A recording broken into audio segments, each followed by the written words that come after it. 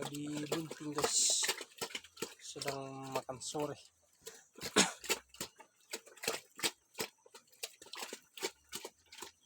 Makannya pakai ember.